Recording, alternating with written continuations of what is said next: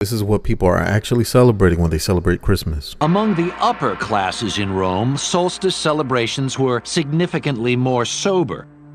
Many influential Romans worshipped Mithra, the god of the unconquerable sun. To this small but powerful sect, the birthday of Mithra was the holiest day of the year.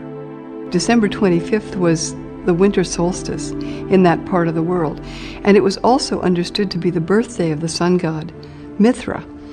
And Mithra was said to be born from a rock. Shepherds came to worship him as he was an infant god born out in that pastoral place in the fields. At first, Christians didn't celebrate the birth of Christ. His resurrection was the essential fact of the new religion. The Bible doesn't mention exactly when Christ was born, but certain facts suggest it probably was not in December. So if you're going to sort through the runes of the scriptures, Jesus was probably born in the spring.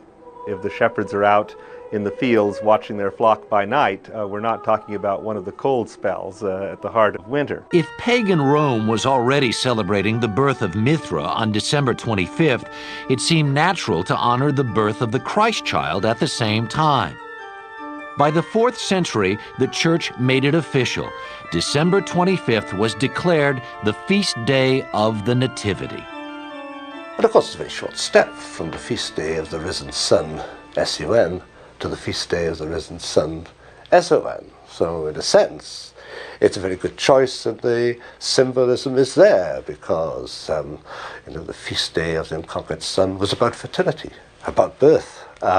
And so, obviously, is the Christian Christmas. The Church knew it could not outlaw the pagan traditions of Christmas, so it set out to adopt them. The evergreens traditionally brought inside were soon decorated with apples, symbolizing the Garden of Eden. These apples would eventually become Christmas ornaments. And holly, a traditional midwinter decoration, was recast to represent Christ's crown of thorns. People already had their own agenda for this season, and that agenda was not one that was really radically changed when the names got changed from non-Christian to Christian names.